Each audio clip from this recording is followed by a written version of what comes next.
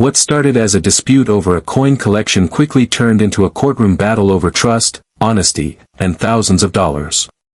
One man claims he handed over cash and valuable collectibles only to have them withheld. The other insists there was never any bad intent and says he eventually found the missing items. But when the judge begins comparing today's testimony with earlier statements made to the court, the entire case takes a dramatic turn.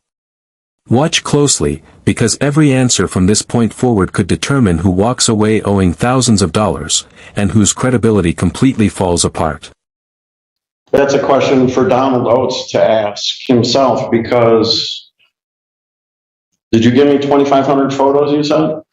No, they disappeared from my house. Okay. Nobody comes to visit me. I know for a fact, we both had some reasonable, our front doors were unlocked. I changed my lock. Did you change your lock? No, I didn't. So anybody can have access to Donald Oates' house. And I did not take the photographs, so I'm not sure about those. Like he just admitted, he's not sure where they went. Somebody might have taken them, that wasn't me. I do have the coin collection. Okay. Yeah. All right. What about the $3,500? Yeah, my money is, I live on Medicaid and food stamps myself, so I had just gotten new teeth, and it was like several $1,000s, and I had to pay, I don't know, probably $3,000 or $4,000 out of my pocket. I used the extra money that I had for that. Use what extra money? His money? The money that he gave me, yeah. Well, we met, I don't know, a dozen, two. Hold on a second. Hold on a second. When you say it's the money he gave you, the judge now shifts the focus away from emotions and onto the legal agreement between the two parties. According to the testimony, the money and coin collection were handed over only in the event that the owner passed away. Since that condition never happened, the judge explains that the property was never meant to become the defendant's personal belongings. Instead, it was being held in trust and legally should have been returned. This distinction is incredibly important because the case is no longer about friendship or good intentions, it's about whether someone kept property they had no legal right to keep. Do you think the judge is interpreting the agreement fairly, or should the defendant be compensated for all the time and help he says he provided? Gave me, some of that should be probably figured out. No. You can't.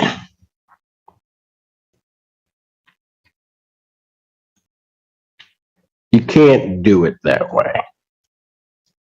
You can't. Okay. I mean, that's not the way that it works. Well, I think Mr. Barr is working on how much time he spends with his client. He's charging him a certain amount, and it comes to you know what? Mr. Call, different. My time, I spent a lot of time with him. Mr. Call, here's how you're different.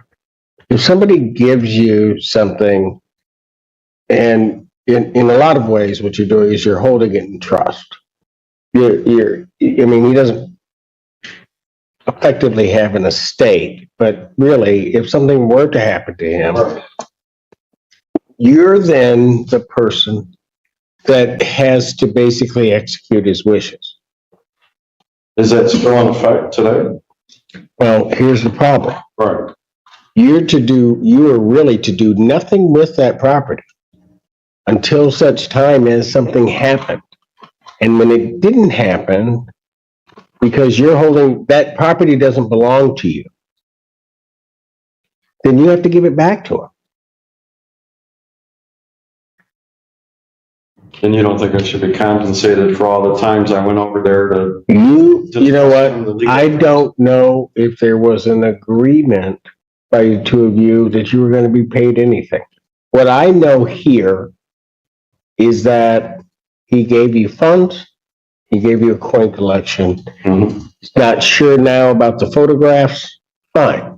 If we just deal with those two things, the coin collection and the funds, he gives those to you in essence in anticipation that he's going to die. And he says, do X with this. Right. and he doesn't die. But you're holding it, as I said, just in trust. You are really to do nothing with that property until such time as basically what would be the condition precedent happens. And it doesn't happen. Well, as time went by, Don Oates discussed with me, come over, I'll pay you a certain amount. He paid other people that I set up to come over there and help clean his house. Mr. Call. Okay. Mr. Call. You don't think I should be compensated? I disagree with you, but you're the judge, so.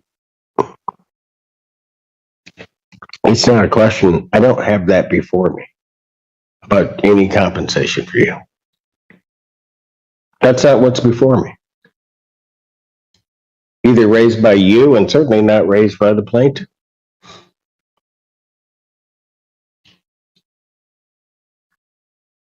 And, Mr. Call, let me just put it this way.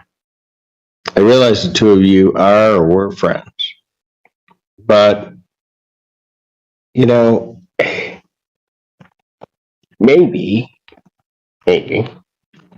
compensation for what you do as a friend should happen. I don't know. But I think it says something that you came to this court after he sued you. And you intentionally misrepresented a particular fact to this court. A big one. Which is what? About the coin collection. I didn't know where I put it. That's that. Hold on. Did you read what you wrote to the court? No. Because I read everything. What do you think you wrote to the court? It was seen as a gift, the money in the coin collection that he gave me. That's what I was told. You did not. Hold on a second. But you did not say anything about losing it. You said, I don't know where the photos of coin collection are. That's right. And all of a sudden you just found them. That's right. Get the coin collection in here. Where is it? It's in the car. Go get it. Coins. And I guess there was a black binder and a white binder, and now see over there, are those the coins? Yes, Your Honor. Mr. Oates has recognized these coins. This is part of the collection. Missing was some loose coins valued at about $4,000.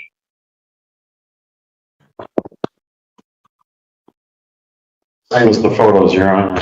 I took them, and now we're having a discrepancy. I brought the coin collection in once I found it, and now he sent me death threat letters on addition from multiple addresses. I forgot to bring that up, but. I mean, quite frankly, Mr. Call, I'm not here on a lot of what may be complaints you have. Okay. The problem that I have right now is there's about $4,000 they're claiming in coins that are missing. Hearsay or whatever. That's his opinion. Okay. And now I'm lying again? I don't know what you are, Okay. but you're going to let me finish before you go on. Because I'm going to explain to you how it works in this courtroom. Okay. I've let you interrupt me a couple of times. I don't want to have it happen again, or you're going to end up going with him. Okay. Am I real clear? Yes. Their claim is that there are some coins missing, and there's the $3,500. Okay? Now, I'll tell you, and I'm just going to tell you what the problem is with your defenses. Your defenses aren't defenses to the claims that Mr. Oates is making. That's the first thing. Okay. All right? Because the reality is, and this is really the bottom line to it, the property that he gave you, you needed to hold on to until such time as he had passed away, which he did not. And therefore, that's the property or the value of that property that's going to need to be returned to him. Now, some of the things you're claiming, he can't, you're saying he can't show it, it's going to be one person's word against another. This is where the other thing that you've done to this court comes in, and you need to think about this. One of the things is that you didn't, in the answer, is really you signing, verifying that the information you're providing to the court is true, isn't true. And you need to think about that. Which exactly detail want to talk about? Do not know where the photos or coin collection are. That's clearly not true because you know where the coin collections are because you brought part of it back.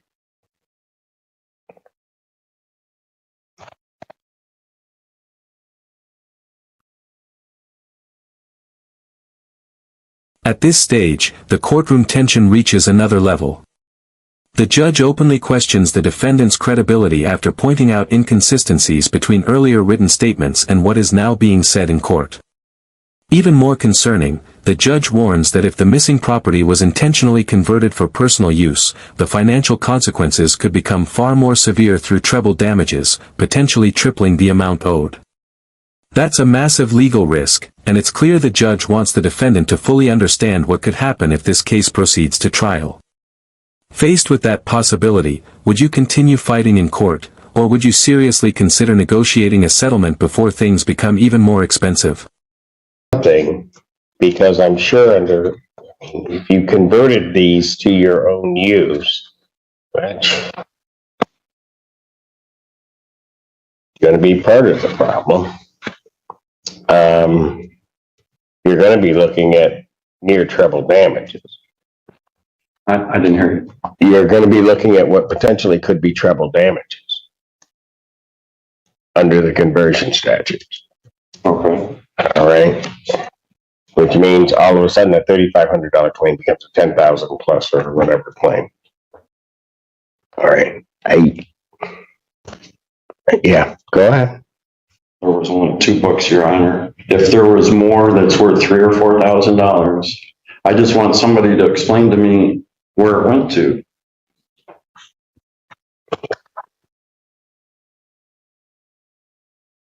I hid them. I found them after the fact. When he wanted them back, I brought them into the court. I tried to do everything I could to help him. But there I am.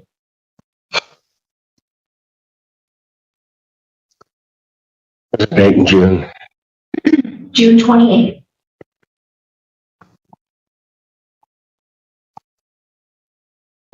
So here's what I'm going to do. I mean, and maybe Mr. Call, the best I can tell you is that maybe what you ought to do, if you think that's it, I mean, you're going to make your own assessment of what this case looks like. I mean, I try to let people know what I'm seeing. I haven't made a final ruling on anything, but just in terms of what I'm seeing at this point. And what I'm not hearing, more importantly for your standpoint, is I'm not hearing anything that's going to constitute a valid defense. Okay, I mean, I guess. Okay, so my suggestion to you may be to try to initiate a call, try to think about how you can sort of rectify this for yourself, because it could get bad. You're saying I should come up with the coins that I didn't take, that I said I didn't take. I didn't say that. I'm trying to understand you, Your Honor. I think I'm talking in English. I think you need to rectify it and or try to resolve it. What should I do to do that? I guess is my point. I told you should probably call Mr. Barr, if you'll listen to what I'm telling you, Okay. and see what you can work out. I think it would behoove you. I mean, I'll make the call. If I'll hear the testimony, I'll make the call. Okay. But what I'm seeing right now should do it. Mr. Barr, you have reason. Yes, sir. Yes, Your Honor. Mr. Oates, it was the owner of the coins, and the law indicates that he can evaluate them or value them. So that's $4,000, and there's $3,500 that Mr. Call kind of admits that he received. So that's $7,500. We'd be willing to work something out on that amount. If Mr. Call would be willing.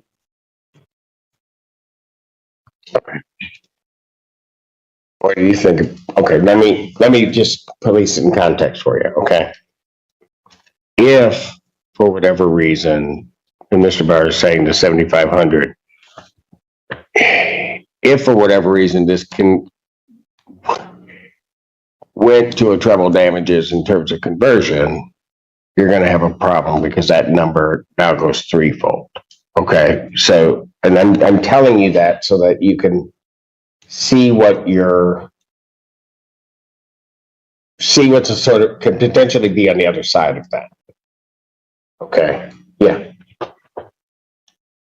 I'm almost at a total loss of words because of the things that Don Oates has said that I've done or didn't do. It's always been me and him alone. And if he says I took his coin collection and didn't bring it completely back, and I say to you, I put those two books hidden away, and I had to look for them for weeks to find them, and I brought them back. And then at a trial, I have to determine who's telling me the truth. Okay. And I'm telling you, I mean, and I'm not saying I'm making a decision, but I think you've already misled the court with your answer. Which one? I don't understand. Look at your answer. I'm just telling you that. I haven't made a ruling. I'm not going to sit up here and argue with you. Okay. You can either enter into negotiations with Mr. Barr on that, or we can just go to trial. What do you want to do? If we go to trial, there's witnesses involved and things of that. Absolutely. Bring things. Yeah. So I don't know how to go about that because we're both members of the VA hospital and we both have doctors. I would like to have his doctor be here. Is there a way to set that up? I can't give you legal advice. Okay.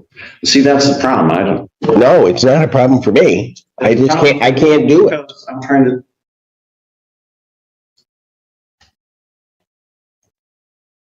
Well, I won't be helping nobody again, I guess, after that. Well, that's your business. Tell me what you want me to do. Do you want to try to negotiate and work something out regarding the 7,500? Or do you want me just to set it for trial? That doesn't mean you guys can't talk about it in the interim, but I think it's probably better that if that kind of offer has been made, that you may want to kind of look at it and try to figure out just how to do it. You know, but you don't have to. I'm not saying you have to do that. I'm just saying. Go ahead. I would like to enter the negotiations. The only problem I have is when somebody says that I converted a bunch of coins that I didn't convert. And then, if I would say I'm responsible for the 3,500, okay, I could work with that. But when somebody lies blatantly and says that I stole their coin collection when I've obviously returned it, and anyway, he's lied about a number of things to me and been very evil. But like I said, that's just me saying that. I'm not expecting you to believe me. And even if I did, it wouldn't matter. Okay. That's not what I'm here for. Now, do you want to enter into some type of negotiation? I'll let you guys do that. Try to do at least the beginning parts of that right now.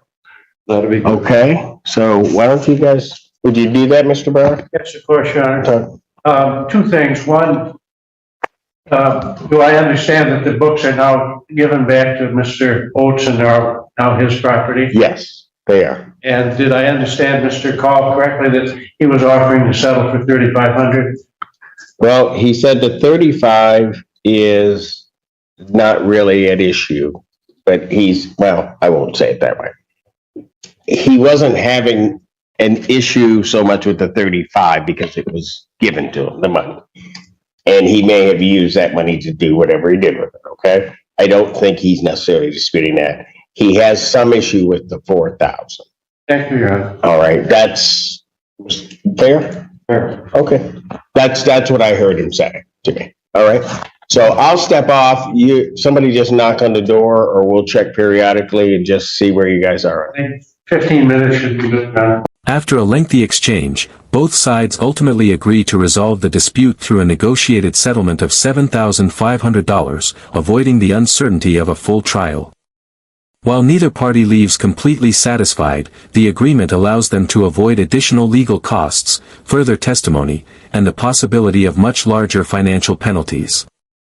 Throughout this hearing, the judge repeatedly emphasized the importance of honesty with the court, the legal responsibilities that come with holding someone else's property, and the serious consequences that can follow when those duties are questioned.